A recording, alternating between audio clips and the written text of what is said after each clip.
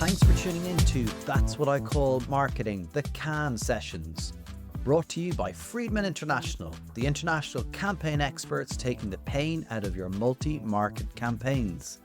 I'm your host, Conor Byrne, and having worked with Friedman International in my previous role as a global marketing leader, I've experienced firsthand their deep level of expertise and attention to detail as the go-to experts for all international campaign needs. Now, let's get right into today's episode of That's What I Call Marketing, the Cannes Sessions. Welcome to That's What I Call Marketing, the Cannes Sessions, brought to you by Friedman International. Of course, this is the podcast where you'll hear from the leading lights in the marketing world and listen to their unique insights. Don't forget, please do rate or review this episode wherever you are listening or watching. Honestly, it truly helps us reach and build on this amazing community of engaged marketers just like you. Our sponsorship kit is available. Go to our website, that'swhaticallmarketing.com/sponsor. Well, today is a bumper episode with two amazing guests. First is the brilliant Karen Nelson Field. I had such a laugh recording this with Karen, as you will see throughout. Karen's one of the smartest people you're going to meet. We cover a lot in this episode: media measurement, human data, the rapid transition to machine-based data, the day measurement died, the importance of human-first data and aligning AI models with human behavior, the nuances of brand attention, emotional impact in advertising, and the convergence of significant industry changes. We also talk about Karen's upcoming war course, Mastering Media Effectiveness, and of course, Karen's hotly anticipated new book, The Attention Economy, a Category Blueprint, which is on pre-order now. And I have the links in the show notes. But if you aren't checking out the show notes, go to amplifiedintelligence.com.au/category-blueprint. So let's get into this episode with Karen Nelson Field. Cheers. Karen, great to see you again. Thank you for having me. Yeah, no, brilliant. Beautiful view. Beautiful view, south of France. Great Can't weather. be bad. Yeah. Listen, lots to talk to you about. I went to the lifelong learning session last night, which was a lot of fun. Yourself, James, and Marcus Collins dialing in from Rome. And I like the way you made James do all the cursing. Well, I'm a lady. Yeah. On stage, at least. Yeah. You talked about a few things last night that I wanted to ask you about. You said one thing about the transition to machines too soon. Yeah, so they talked last night about, what is one mistake, one opportunity, and one change. And the mistake, I think, most people don't realise is that, there was a point in time where measurement broke. So we're all talking about, that not all reach is equal now, and we're all talking about reach doesn't work so much, but nobody really understands the point in time when it changed, and obviously that's my background as an academic, right? So the point in time changed when we stopped measuring humans and we needed a scalable solution. So fair enough, because panels, it's expensive, and even Nielsen, huge. They're not, it's not the billions of people that we need. So the point in time changed where they decided, instead of measuring humans, we'll measure machine-based data. So when I talk about, we transitioned too quickly from human to machine, it was the day that we said, fewer panels, let's use time in view. And then it scaled up from there. So I literally call that the day measurement died in my new book.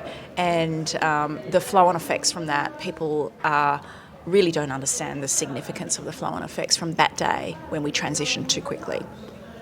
Can we, maybe we'll get into it, but can we go back, or is it kind of a moment where, like in your book, and we might get to this, but like that we kind of have to go, well, we need to just recognise it and try to figure out? Yeah, I mean, if you think about it, the reason why I say that is because the assumption was that time in view is a great proxy for human behaviour. Yeah. So the theory is, if you're on screen for 1, 2, 3, 4 seconds, you must be looking at the ad.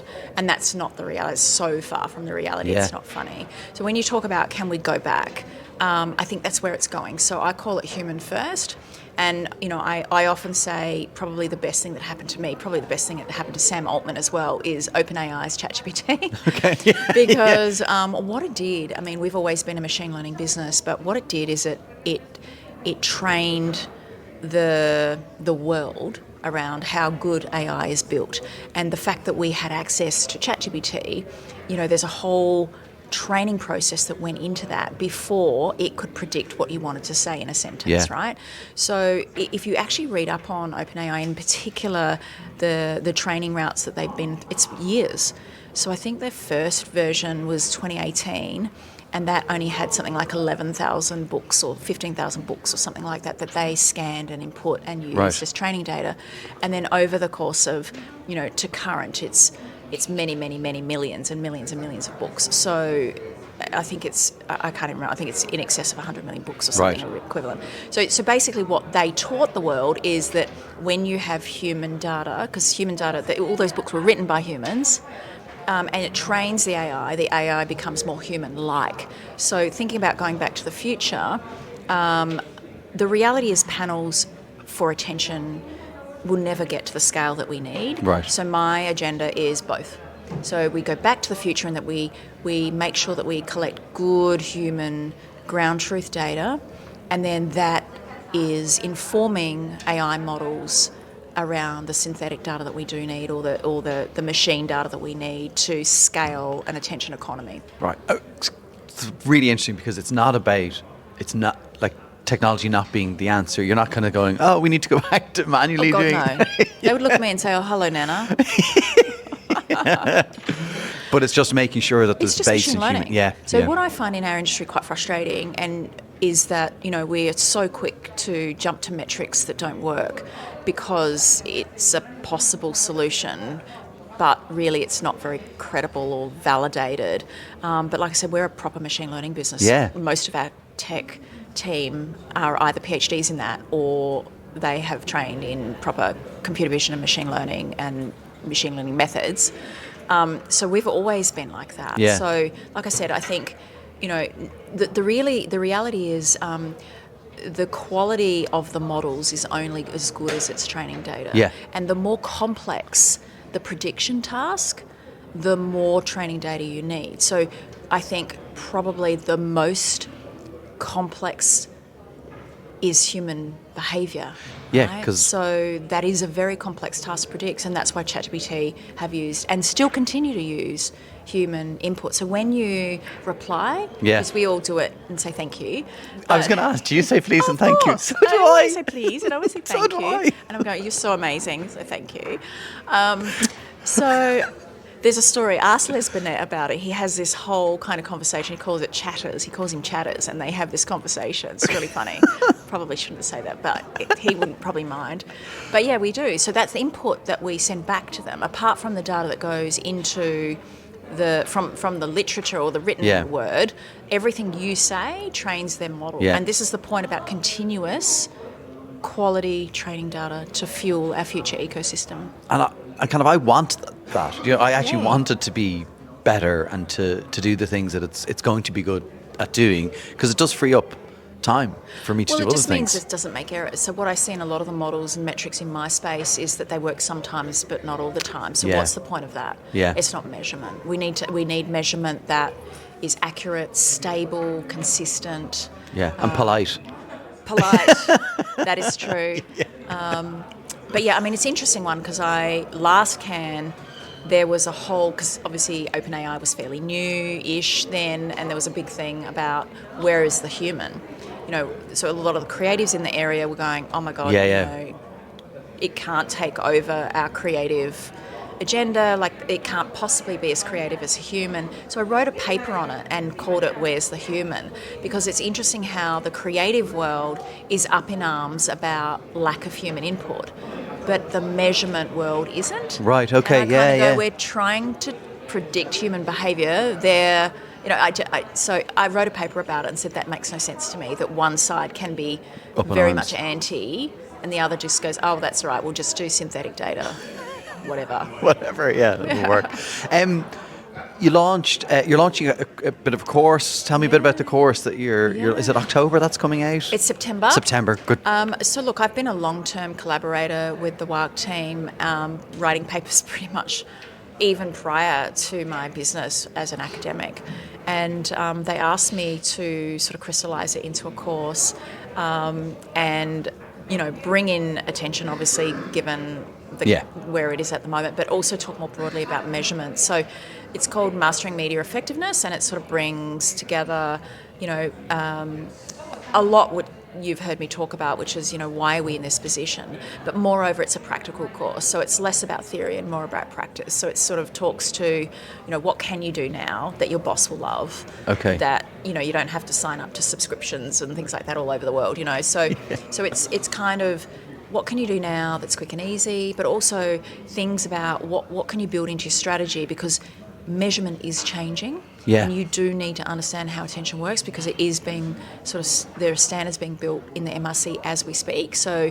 it talks to what does your future workflow look like? What should you build into an RFI or a request for proposal, etc. And it also then gives you access to play with some data. So we're actually going to pull together some fun, interactive opportunities for people to understand. Because I get that as a data person, I get what it looks like. Yes. But a lot of people struggle to go, well, what does attention data even look like, and how can I append that into our workflow? So we're going to give people an opportunity to play with some data so they can sort of see. And sort of both synthetic and human and all that sort of stuff. Yeah. Mess around with it, get in. It's going to be fun. And probably not just for media people either. I mean, this is probably for anyone. Not. I'm not. I think we've kind of worked out that this is much broader than first thought. So it's anyone that has any touch points with brands that wants to understand how to improve their effectiveness, really, from a media measurement attention perspective. Brilliant. Oh, great. Okay, so September, we'll keep an eye out for that. But when you were in Dublin, we did talk about your book coming out. I keep calling it The Greatest Hits. You haven't called it The Greatest Hits? No, I have not. I have called it a category blueprint. Yes. So it's the series, it's number 2 in the series. So the first one was Attention Economy, How Media Works. And it was really early in my life around the work that we'd done from research perspective. So this book is 3 times the size and much more updated with this significant amount of work in terms of research and knowledge and outcomes that we've achieved over the last 4 years. So it basically, it kind of, and the categories evolve so much. Yeah. So I look at the last book and I think, I remember saying in the book, attention economy is coming, and then I go fast forward 4 years and it's just everywhere in most workflows and most conversations. So it talks about the transition and how the category has born, and who are the key stakeholders that have been in that journey, and a lot of them have been agencies, but it is evolving to brand first. And then I also talk about how the industry bodies have jumped in, and I'm a big part of that, and where it's going from a standards perspective and definitions. And then there's a chapter I'm calling Big Little Learnings, which is everything I've learned and all the small things I've learned, but how it then all fits into the next chapter, which is the patterns. I've forgotten what I call the next chapter. I think it's Attention Science. Okay. But how all these things fit into these patterns that we see, and I'm calling them attention laws, the laws of attention, because there are laws around this, and it is predictable. So it's pretty fun. But, on top of that, we are doing biometrics and measurement of humans. So there's a whole chapter on ethics, and ethics from both a collection perspective and also from the perspective of good data, and what are the rules around good data. I love those little learnings, that you've had along the way. I know it kind of boils into a bigger picture, but any of those kind of stand out for you that you... Oh, so many. I mean, I can't wait for you to read it. There's so many. The most recent one we did was nuance of size. So basically we understand that different sized brands require different types of attention, which is why binary metrics don't work. Because So passive attention is better for bigger brands, for example. Not better, but it works. Sufficient. And then smaller brands definitely need active attention because they have the need for, to be teaching something and, teaching people that they're in the category and this, etc. So I think that one. I think the biggest, some of the biggest findings I've found over the last couple of years, or 4 years, was that it's not about the ad box. It's about how humans actually view and sort of the type of decay that you can see. So there's, fast decay and slow decay. So different platforms train you to watch differently, and what that means from an attention product perspective, but also for campaign requirements for brands, and so that sort of stuff. I mean, it's been so much fun. I've loved every minute of it. Have you? I feel like I've done another PhD in the last 4 years. I would say years. it must be. Seriously, it's been really good. Incredible. And I was looking at some of the things that, I've kind of been able to see about the book. It's thinking about the next generation of buyers. Yeah, that's a goodie. So thinking through what we just talked about, which was a nuance of size, what we found is that big brands aren't actually hitting their goals in terms of how much attention they should be achieving relative to brand maintenance.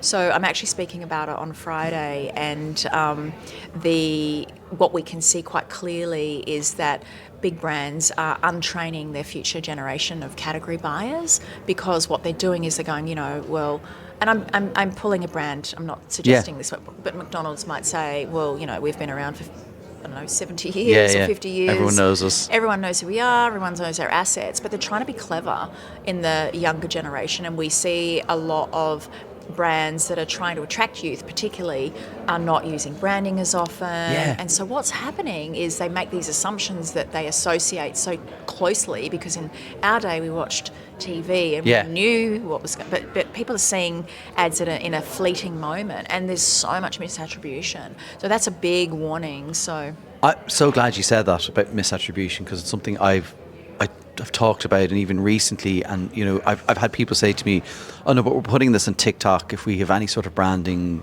we won't engage people with it. I see that all the time. So we collect in live form in all of the socials, including TikTok, and we see that all the time. So when we then go and do outcomes against it, because we do it's against a competitor set, so we don't just do outcomes that is, did your brand get more recall? We do things like, which brand do you associate with this particular, category moment, and they'll often misattribute. And it's usually to the larger competitor, because that's the norm. That's a typical brand. People are like, well, they'll watch more of it. They might, but they won't know it's you. So what's happening then is that your efficiency dissolves, because you've actually got to put more ads on to get the same impact of a single ad that's well branded with more attention up front. So that's a big one. The other thing, and we talked about some of this when you were in Dublin, but as we're at the International Festival of Creativity, you've said that the bad news is the belief that good creative can fundamentally change how we view is not correct. That is correct, and that is a really hard sell at the Festival of Creativity. But I have to say, so last year I did Triple Jeopardy, the year before I did Double Jeopardy, with Orlando and Peter Field and that kind of crowd, and Rob Britton. And they're starting to kind of understand. So here's the thing, the way that the platform, the way let's just call it Facebook, I mean, they're all the same in terms of the experience, but the user experience defines how you interact with it, and I call that hooked in the book. So there's a chapter around the user experience trains you how to scroll, trains you how so with your volume, trains you, and so what that does is it has an impact on ads, and so even if creative is amazing, you're still going to scroll at the same speed by default of the user experience, for example, in a dumbed down way. And we've just introduced emotions to our tech stack. It's actually going live today. Okay. Exclusive. Just a small thing. So we've built Emotions AI into our tech stack across our back catalogue, and what we can see is, which is not unexpected, what we can see is that emotional content is its performance as an amplifier is tempered by the performance of that user experience and the amount of attention it can get you. So there's rules around, so it's impacting even good creative low attention platforms. Wow. Tell me a bit about like the emotion. When you're saying emotion, what are you looking at? So my first book was on emotions coding and its ability to essentially content sharing, right? So the diffusion of content. And so I built an entire emotions framework 12 years ago when I was still as an academic. And, I do rate the value of good creative and the emotional. So high arousal emotions have always been the gatekeeper to further behavioural actions, and I've looked at that 12 years ago. So what we wanted to do was basically take in an AI model that could detect, because we've filmed people already, right? Yeah. So we can now look at changes in facial expressions and translate that to high and low arousal emotions, and we can do that at a sub-second level alongside gaze. So we can see the impact of creative and how the format adjusts that impact, etc. Yeah. Are there better, and this is an odd question, but are there better emotions? Look, so better from a commercial perspective is high arousal, right? So high arousal emotions are things that make you literally your skin crawl, or your hair stand on your ends of your back of your neck, or you cry, or you laugh. Or you gasp. So, there's both positive and negative valence, but so high arousal has always been the goal. So in a positive sense for advertising, it's surprise, it's happiness, that kind of thing. But interestingly, negative high arousal emotions get a lot of attention as well, because if you see something quite shocking, you're often drawn to it. But most brands don't. I was going to say, right? So we don't get a big sample of that, which is what I found 12 years ago. So from a brand perspective, a good amplifier of emotions is anything that's high arousal positive. It's really interesting though that shocking element, and brands just don't go there. So really. Where we see it is in things like road safety or anti-smoking or anti-guns or anything that's passion. I mean, in Australia, gay marriage was introduced. I can't remember what year, but I remember seeing a lot of, sort of advertising around that, and it's quite a passionate call. So it's usually community service / road safety types.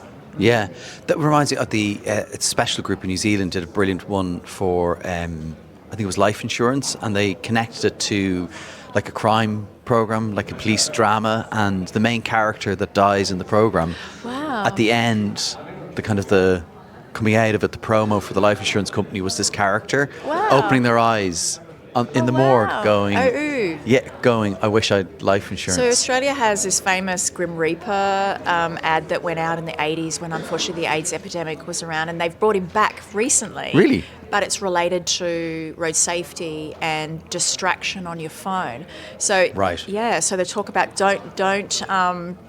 don't flirt with Grim, and Grim is Grim Reaper because he's going to get you. And then, of course, they're looking at their phone, flirting with Grim, and then they die because they hit a tree. So that is, that's top of mind. Yeah. Yeah, I know it's. Sorry, team. That was pretty foul. yeah, bright and breezy. Yeah. Let's just do something fun. And sorry, we've talked a bit about the zero branding piece as well, but brands still are going into that space and going, we won't do the branding. Like, how are you, bar shaking people? What are you saying to people? My job's not to make people feel bad, to be honest, because at the end of the day, their job's hard enough, right? So I'm not going to shake them, but I do get frustrated because there's plenty of evidence to that effect that overt branding doesn't actually. And in fact, part of my postdoc was this book around content diffusion and emotions, and part of it was a section on overt branding and whether it stops people from sharing content when viral was a thing, and it doesn't. Yeah. Right? So, and we see that now. So attention isn't impacted in any way whether the brand is present or not. What is impacted is whether a sale is gained. Yeah. So there's plenty of evidence. So I do get frustrated, but again, my job is not to make people feel bad, because I wouldn't want to be a marketer at this day and age, because it's super, super hard. Yes, it is super, super hard. And we've talked about this before, but there's lots of different, not different, but there's lots of people out there with things to say. And some people have incredibly strong views about the things that they say. And I'm not asking you to talk about anybody who has strong views, but I kind of feel like, the marketing landscape is almost kind of fighting with itself. It's usually commercially driven. So, I know people might not believe it, but everything we say is for the good of the category. And, we do build product around it, but we don't build product first, say some stuff, and then, try and get it sold. So I think it's because of the commercial nature of our industry that the loud voices tend to often be the ones that are trying to sell metrics or widgets or dashboards or, It makes it very difficult, I think, for marketers in organizations because, you've probably seen this as well, where they go, this is the thing now. And then in a year or 2 years later, they go, this is the thing now. I was on a panel yesterday with Les Burnett, and we were talking about effectiveness, and we both kind of agree. We think it's becoming, I think advertisers are sick and tired of it. I think they're actually sick and tired of all the noise in our industry, and so there is a bit of a shift back towards effectiveness. And I also see a rally cry for quality data. So it's interesting because in the book there's a whole chapter on the growth of this category. And what I do talk about is that there's been 3 seismic,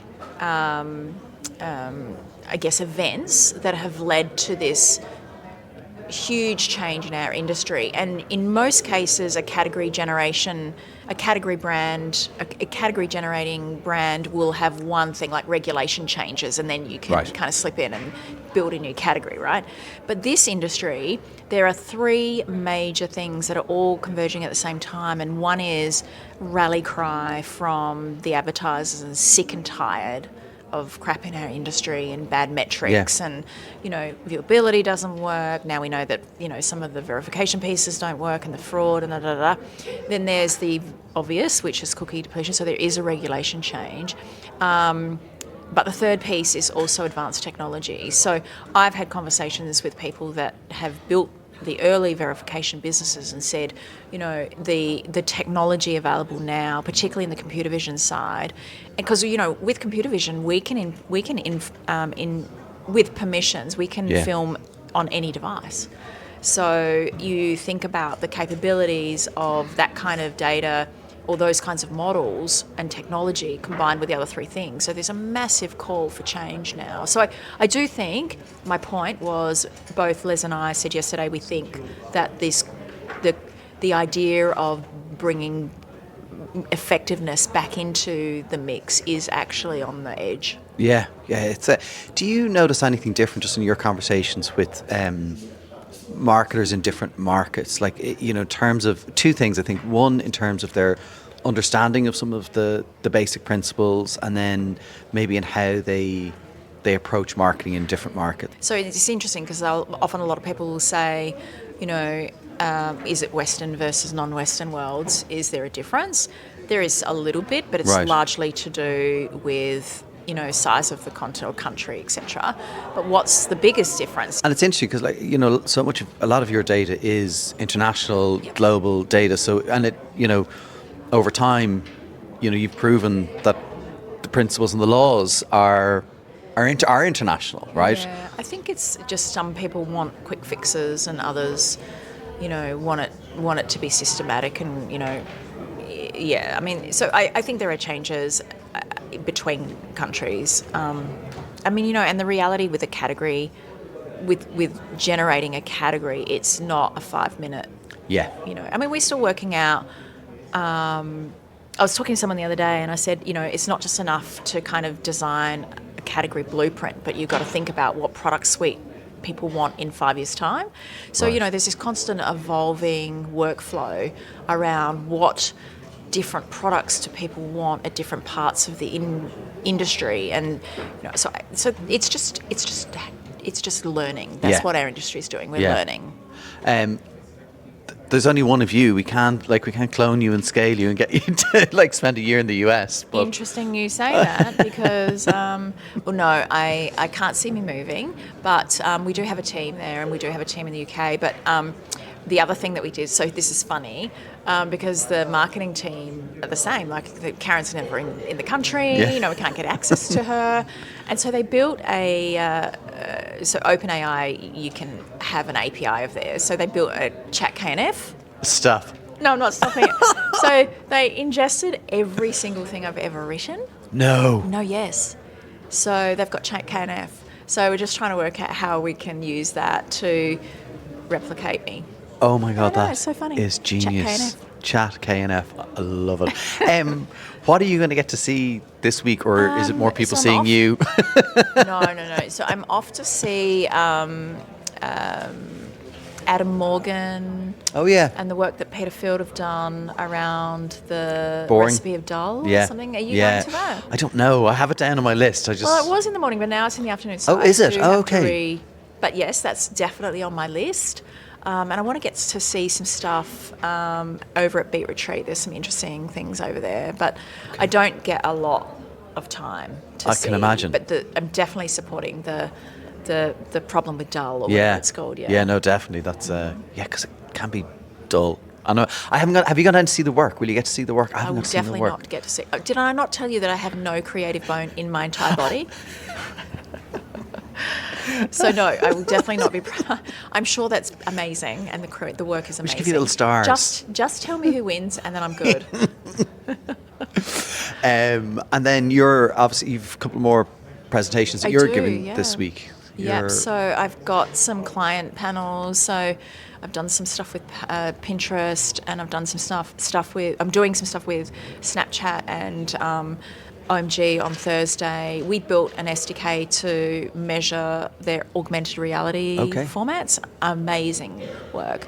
So there's that, and I've done some RTL work, and I was down at RTL. It's a fantastic setup they have down there. It's great. They're really amazing. good. Yeah. And then I've got a big presentation on Friday in the Palais. Okay. Called Finger Licking What? I love saying it that way. What? Is that going to be more about what we've talked about here? A little bit. Yeah. I mean, I'm also doing some. I'm still laughing at Finger Licking What? So I'm also doing some practical tips inspired by a professional thief. Okay. That's all I'll tell you. No, okay. Practical tips about how to get attention inspired by a professional thief. And sorry, the funny thing is, I'm just going to go back to last night and talking about attention, and you were asked to comment on other people's, and you said, I wasn't paying attention. I know, and they were all laughing at me. That's okay. I'm happy being laughed at. Oh, so funny. That was good. Well, listen, thanks a million for stopping by. Pleasure. And thank you for having me again. When is the book out? Is it it's on pre-order now? It's on pre-order. We had hoped that it had been printed, but the parent company, which is Nature, haven't quite got it finished. Okay. So it is actually on pre-order. So when do we know it's coming out? I'm hoping next couple of months. Great. Yeah. Then I'll come back to Europe and do a launch. Oh, brilliant. Yeah. Brilliant. So again, we'll officially do it on that Select Call Marketing every time. Oh, look, every time. Unfortunately, the printing industry is in a position at the moment where they're kind of slower than all the books I've ever written. So. Yeah, but I did hear that from other people as well. Have you? So we had planned to have proper copies here, so you could have one, and but I could have got it signed. Yeah, Maybe didn't you'll work out. sign it for me when you come over. That's right. to I can wait. It is Nature. The publisher's pretty prestigious, so I'm pretty happy. Yeah. Sorry. Well, listen. Best of luck with that. Thank best of luck with the rest of the week here, and You you're so too. good for stopping by. I really appreciate it. Pleasure. You were tuned into That's What I Call Marketing, the Cannes Sessions, brought to you by Friedman International. Well, I hope you enjoyed that episode with Karen. She is just a fascinating guest, so smart, as I said at the start, really engaging. I think like the work she has done on attention is game changing, and I think we owe a lot to Karen for forcing the conversation and pushing it through, and, as a metric for us to think about and be aware of. And I think people like this that make these significant impacts on our industry, and you get to spend time with them. It's an absolute pleasure and a treat. And as I said, she is just a joy to spend time with. We had a great laugh.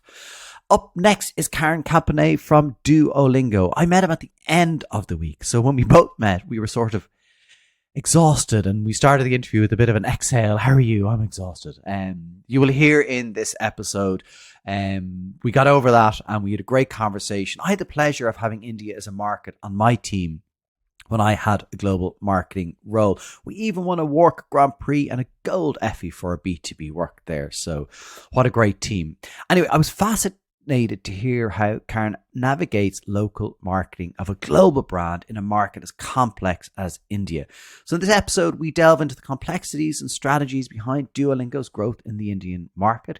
He shares insights on the vast linguistic and cultural diversity of India, and we chat about how Duolingo adapts its campaigns for different regions, the importance of local insights, the role of influencers in social media in their marketing efforts, and why taking risks and pushing boundaries is crucial for brand success in a multifaceted market like India. How are you? I'm tired, I'm exhausted, but it's been a great experience so far. Yeah. It's been a really nice experience. We'll get later on a bit about, like, you were on stage and you had a presentation, but I'd just love to hear about your move to Duolingo. Your responsibility is, I mean, India is huge, so India is your region of responsibility. That's right. And I was saying to you before we started, you know, I was lucky in a previous role to work with a brilliant team, Rohan, Ranjana, Ritik in India, and Nishida. She was based in Singapore, but she's actually from India, and she oversaw the team. And I learned so much from them. And I think there's lots of, you know, people think about India as a country, but it's more than that, isn't it? Like, for people who don't know, I mean, there's so many different languages, regions, dialects. Yeah, Absolutely. I think something I point out quite often in a lot of my presentations outside of India is that India is not like China, which is very homogenous. India is more like the European Union, where every state is pretty much like a country, and you've got populations of certain states which are like Spain, which are like France. And so if you're looking at the India market, you're pretty much looking at an entire, in a way, European Union type of thing. To give you an example, we launched the Bengali language course, which is Learn English from Bengali. Bengal is a state in the east of India. And the year after that, we launched a course which was Learn English from Telugu. And Telugu is a state, as in, not Telugu is not a state, Telugu is a language spoken by people from 2 states in India which are in the south. And what the kind of insights that we got for the people and the culture are so different. Right. And if you were to do, let's say, Tamil or Punjabi or another language, again, it'll be so different from what we've already done. So one is to say that at a global level, you know, you've got a campaign and you can just copy paste it across the world. We know that doesn't work. But even within India, if you've got a state, or if you've cracked an insight for a certain state, for certain, people, you can't even do that across India. It is so diverse. Yeah. So how that is, there's 2 parts that I think it's like, it's massively complex, but how do you then approach that, I guess, even internally, you know, with Duolingo as a US first based organization, and any global organization looks to scale, and scale is easier when you can just, as you say, copy paste. But it doesn't. So how do you approach that? It's a very difficult one. I've been there. So I think we're very fortunate that all of us get a lot of freedom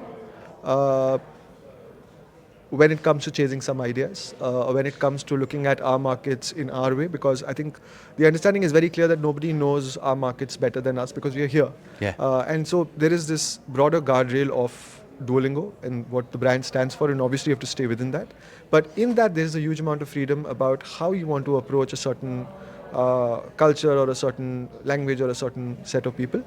And I think that's very important, because if you really want to connect with people and be seen as their brand, as opposed to being seen as an American brand or a US, like UK brand or anything else, you really do need to have that level of personalization and localization. Without it, you'll always be seen as an other. You'll not be seen as theirs. Yeah. And that's a big challenge. So what are the things that you do to kind of show up as local, I guess, in a global context? So whenever there is let's say, a campaign which is aimed specifically at a certain set of people, I think the number one thing is to get as much information about them, about their culture. How we do this is through various ways. We're quite fortunate. We've got offices, our agency's got offices in 3 or 4 of the major cities. Okay. And so we draw from a very diverse pool of talent. And so we will have, for example, in the Bengali launch, we had a bunch of people from Bengal who could help us out with a lot of the insights. For the Telugu launch, again, something similar. And if it's not direct, like at a first level connection, people who are from there, friends of friends. And so we try to talk to as many of them as possible. We also listen very intently on our social media pages. So we will put out a teaser post just to kind of get a sense of how people are reacting to Yeah. it, and then we kind of draw insights from there. Uh, and we do talk to a lot of agencies and try and see, is there an alignment when it's Right. coming to certain insights? Yeah, Like, if yeah. 5 agencies come back and out of them 4 are kind of saying something similar, you know that you're on the right track. Right. Yeah, which is good news. Yeah. Also, I think when you grow up in a country like India, which is so diverse, I think it's kind of intrinsic about how you think about certain cultures and how you think about certain campaigns. I think Yeah. it comes very naturally because you've grown up in this kind of a diverse environment. Yeah. That is very, very true. It's and then how do you kind of go about approaching growing Duolingo in a market the size of India? Like, have you had to pick out? You talked about some of the languages. Have you had to pick out like some of the major cities or regions first and go about it that way, or how have you thought about it? That's a great question. I think for us, growth has come from both the large cities and the small cities. From the larger cities, we see a lot more adoption of languages which are learn French, Spanish, German from English. So the assumption there is that larger cities have a higher population of English speakers. Okay. And in smaller cities, we have a larger population of people trying to learn English. Right. From Hindi, from Telugu, from Bengali. And so that's one thing, which is something we've done. To answer your question about how growth really happens, there are a lot of levers. Influencers, for example, are a big lever for us in India. Social media is a big lever for awareness and growth. And whenever we've done our campaigns for language launches, that's localization at the best level, right? Because you can't have a better message for somebody who speaks Telugu that you can now learn English from Telugu, and that opens up huge number of gates for you. So in India, English has there's a lot of baggage associated with English, because of. I'm Irish, so that's there too. I mean, you know exactly what I'm saying then. With like 2 centuries of colonization. Fortunately or unfortunately, you choose to look at it in either way. English is the lingua franca of the corporate world. Yeah. If you want to get ahead in a corporate sector, you do need English. That's the harsh reality. There's no getting around it. English is also in a country as diverse as India. It allows you to communicate with people from different states. Yeah. You can't all learn one language. It's not even fair to expect people to learn, one language. And if you're somebody who's an economic migrant, how many languages can you be expected to learn? Yeah, right? yeah, You could go yeah. from state to state. It's tough. Is there right? There's like 121 spoken That's languages right. in India. Yeah. Yes, I think about 22 official languages, and the dialect changes every 15, 20, 30 kilometers. And it's quite beautiful. Yeah. I would say. But at the same time, there are logistical issues which arise because of that. That kind of diversity. And so the baggage that I talk about when I talk about English is in terms of, it's also a class marker, status marker. The vocabulary you use, the accent that you use, the way you speak, sometimes is construed as, where you're from, what kind of education you've been fortunate enough to have gotten or not gotten, as the case may be. And so people in India want, there's this huge aspiration to move up, as is the case with, pretty much everybody, I would say. But in India, we've got this burgeoning middle class which want to do better for themselves, do better for their kids, more than anything else. And so English is kind of seen as sometimes as a proxy for being able to education. Good education sometimes equates with good English, and I'm not saying that's correct. That's what we see with some of our research. And so people do want to learn English. People do want to get better at English. And the best way to grow in a country with so many diverse languages is to be able to offer them a course to learn English from their language. Right. As opposed to just a few handful of languages. And then so that helps, I guess, in terms of how you think about where and what you do, because you focus on the regions with the languages. What are some of the channels? You talked about social. I do want to ask you about Duo and how Duo translates in India. We'll get to Duo. But what other channels are you using? Social influencers. Are you using broad reach channels like TV, out of home, radio? So for a Bengali launch, we did do radio. We did use outdoor. But that was about 3 years ago now. I think over a period of time, we've also evolved our strategy. Duolingo is very social first. Right, okay. And so even if we do an outdoor, we want the core idea to be very social first. Right. For example, when we did outdoor for the Bengali launch 3 years ago, it was just an outdoor. We just put up these lovely hoardings all over the northeast of India, clever hoardings, but that was it. Right. And then our strategy also evolved to the point that when we did the Telugu launch, the central idea was an outdoor, but it was completely social first. So the idea was people in Telangana and Andhra Pradesh, which are the two states which comprises the Telugu-speaking population in India, love their film industry. It's the Tollywood film industry, like Bollywood, Tollywood. They absolutely love it, to the point that their stars are like demigods. Right. And everything is larger than life. It's a very interesting ecosystem over there. And so we launched Duo with a hand-painted cutout like they used to do in the olden days. Okay. In fact, it's a dying art, at least in India right now. We struggle to find somebody who could do it.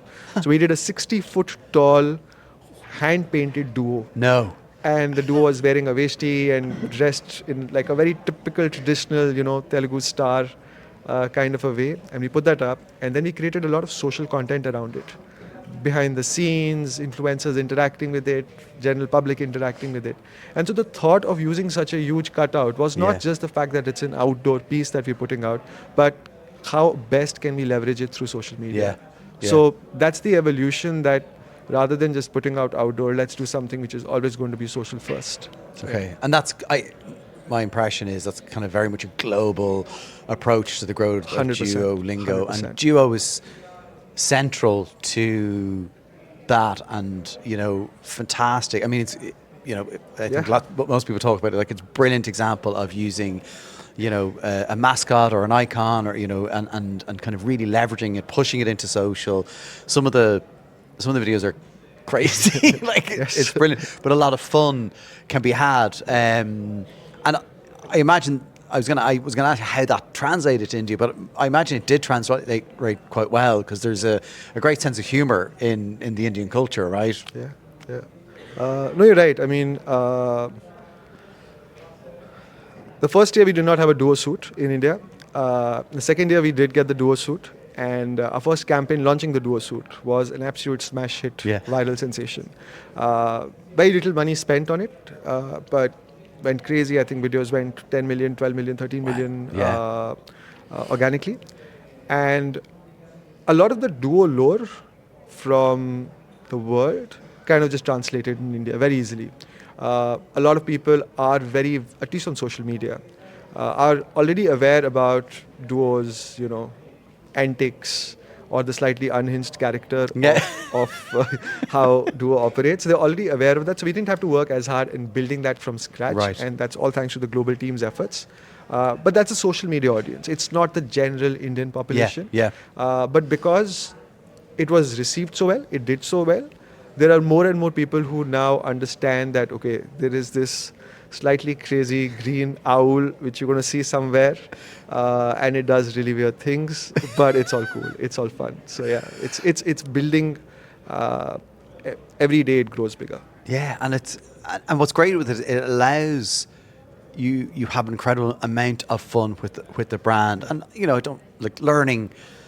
Probably in the past was kind of boring, and a category that may not have been fun. And I think that's what's really great and kind of inspiring. It goes to show that even in categories that we think of as not being entertaining or enjoyable or fun, you can do that, and you can engage people and draw them in. So, in your observations, do you think we need more of that fun in kind of marketing? Are you seeing more of it in India? We're definitely seeing more of it in India. We're seeing a lot of brands which are trying to do kind of exactly what we've done. Okay. For sure. Imitation, sincerest form of flattery. Oh, flattery, 100%. All of that. To answer your first question, whether that's something which brands should do, I don't know. Yeah. I think every brand is very different. And what I do think that brands probably could do, whether it's not exactly going down this path, is to probably take more risks. I said this in my session also today in the morning, that if you're too safe with some of these things, you'll never ever push boundaries. You'll never know what might work. And at Duolingo, we believe this very strongly, that go ahead, make some mistakes, but learn from them. test hypothesis. Because if you are going to operate in your safe zone, Yeah. you will never really do outstanding work. You Yeah. will do nice work, Yeah. but it will never be amazing work. And so if you want to get to that level where there is that level of brand love, you need to push. Yeah. And you need to take risks. That's what I feel. But I do not think that every brand needs to get into the unhinged zone. I thought you call it unhinged. Every brand should not get into this irreverent zone. It will not work. And also it has to be very genuine. It has to come from a place of genuineness and authenticity. If it doesn't, the people who are watching, they will catch it in half a second. You cannot fool people. 100%. If it's not coming from a place that you really believe in, it's not going to fly. Yeah, and you can see Duolingo really does believe in it. And it's just it now, Duo is a distinctive brand asset. It is part of the DNA, I think. It is part of our DNA. 100%. I used it recently as a reference point, but there's a few others. But for just an organisation I'm doing some work with and kind of wanted to help them kind of evolve a mascot they'd had for a totally different thing, and I was like, but we should kind of push it a little bit, and it's not it's more cutesy, it's less kind of unhinged, but it was a great reference point to say, look at this. But I know also, and I've read stuff around kind of the sophistication of Duolingo's online marketing and performance marketing. There's a wonderful article I've read online. It's pretty open, like it's like this is kind of how we approached it. It's a pretty sophisticated machine, I would imagine, kind of that lower funnel part. Is that all centrally kind of just done, or is there some stuff that you need to do locally that's slightly different? Performance marketing is largely done globally. Yeah. We operate out of the New York, as in from the US offices, and there's a team that sits and does the performance marketing. Local teams support them through assets. So, for example, influencers are quite big, and what we've seen is that a lot of times performance marketing ads with people in them work better than purely animation ads, which is what Duolingo ads. A lot of Duolingo ads are just the animation of the UX. So people work a lot of times. Also, famous people work really well in markets like India. And so sometimes a large remit for us is, since we work so much with influencers, and if any of the influencer videos goes viral, is to take some of that content with obviously permission from the influencer and use that as a performance marketing asset. Sometimes to even just shoot performance marketing assets with influencers separately. They'll not go out anywhere, but they just go on a performance marketing. So that's one way for us to support them. But everything else is done globally. It is interesting, and it's just when you talk about influencers. I remember I mentioned Riddick, who I worked with before, and he wanted to work with influencers in India, and there was two guys. I have to get the name of them for you because you'll know them when you see them. They were in a lot of kind of reality shows, and they're a little unhinged as well. And so they were going for job interviews, and like the stuff that came out was so different to kind of global brands. But we were like, no, this is right. Like it is, again, unhinged is probably the right word, but it did incredibly well. It was a partnership with Disney Hotstar, small little series, but those local insights are just powerful. And it's great that kind of, to have the freedom to do that in the market. And, have you seen any of the stuff that you've done then translate into other markets and people go, oh, we want some of what he's done? I guess like some things, but we did a really nice campaign in the first quarter this year, which was we hijacked Lakme Fashion Week. Lakme Fashion Week is India's largest fashion. It's like the mecca for fashion lovers. And we worked with the team at Lakme Fashion Week, and we had Duo over there. And we put out some amazing content. We had Duo design his own collection and costumes and stuff like that. Very nice. The audiences loved it. And I have a feeling that when we were presenting it, a lot of people expressed, because it's a brand new fandom for us, the fashion or the fashionistas, that fandom is brand new for us. So I have a feeling that that's something which might inspire somebody to do stuff. And apart from that, I feel like there are certain things in India which make sense only in India. Right. And so I don't know how much of it can be, can travel. I was watching Elf Beauty, and also then Mark, who's the president of Mr. Beast's company, and they were both talking kind of like the speed of culture, and Mark was saying things like, brands want to control the narrative, and with creators they want to say, well, we want to do this in 6 months' time, and the creators are like, I don't really know what the trend is going to be in 2 or 3 weeks' time. And that's a very different dynamic. And to be able to be scrappy is hugely advantageous. Yeah, I mean, we often work at like a weekly level, and we are monitoring views, and the YouTube algorithm can change anytime. And so you'll have creators whose views suddenly go down and there's no explanation for that, suddenly go up and I'm sure there's an explanation, but nobody knows that explanation. And so it's a very dynamic space, changes like you wouldn't believe, and you just have to constantly engage to know what's going on. Yeah. Having been in this role now and, obviously helping a brand scale globally, any advice you'd give to people who are kind of, listening or watching that are kind of going, right, it doesn't have to be India, but just we're thinking about our next international steps in globalization and scaling. Any advice, any missteps you've seen that you'd kind of help people avoid? That's a tough question, because the way I approach things may be very different from the way other people approach things. I do feel that a lot of times we overthink stuff, and we should just do it. Right. I mean, you'll make mistakes. You'll fail, but as long as you're learning something from it, do it. This is sounding like a Nike commercial right now. Just do it. But I do feel that. If I have to make a choice between doing something or just thinking about it, just do it. See what will happen, and then take it from there. If you keep overthinking stuff, you'll get into this analysis paralysis, and then you'll probably regret the fact that you've not done anything, and the opportunity would go, and that's the worst thing. Just try it out. Life is too short. It's. I heard someone today say the phrase, which I loved. They're actually talking about a totally different topic, but I think it's really applicable to so many different things. But was progress over perfection. Which I really like that. Of that. Yeah. I mean, you should strive for perfection, but at the same time, you should not let it limit you. You'll do nothing. Because then you'll just exactly. Yeah, You'll do nothing, and you just you'll probably just want to be perfect or chase that ultimate level. It'll never happen. Nothing is ideal. You have to make do with what you have. If you want to do something, try it out. At worst, it won't work out. It's okay. Try again. That's what life is all about. Exactly. Don't stress too much about these things. There are more important things in life to worry about. 100%. Well, listen, I appreciate you stopping by to chat to me. I wanted to get you on for a while, and when I saw you were here, I was like, right, I'm chatting Karen down, and we'll have a great conversation. Look, it's fascinating. You're doing incredible work. I was reading about some of the other campaigns that you've done that we haven't really touched on, but it's really interesting. It's not an easy role either. I understand the kind of trying to navigate that isn't always easy. But it's great to have that opportunity, and kind of best of luck with it. It's going to be if Duolingo continues to grow in India, like, it's going to be an absolute rocket ship. So you're going to be top of that. Fingers crossed. Fingers crossed. Thank you so much. My pleasure. Thank you so much for having me. I really enjoyed this conversation. Brilliant. Thank you so much. Well, I hope you enjoyed that episode with Karen. It really is. India is a fascinating market. The size of the market, the scale of the market, and how, Karen and his team have to stay focused on some key areas and growing over time.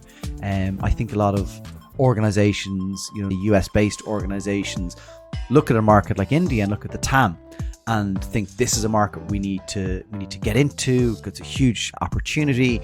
I think the mistake they often make is not understanding the dynamics of the market, the cultural nuances and differences of the market, and it takes a lot to be successful in a market like India. So well done to Karen and all the team at Duolingo. And of course, hopefully you enjoyed the first part of this episode with the brilliant Karen Nelson-Field. We are going to take a break from the Cannes sessions next week. I'm going to have an interview with Kevin Kent. He is head of marketing and consumer sales at Leia Healthcare, which is an Irish healthcare provider. Kevin's team won Marketing Team of the Year this year, and it's a huge accolade, a huge honor. So I wanted to take time out with Kevin, who's a phenomenal marketer, to find out more about how he went about setting the team up for success to become Marketing Team of the Year. So tune in next week for that episode with Kevin Kent, and then we'll be back the week after with more from our Cannes sessions.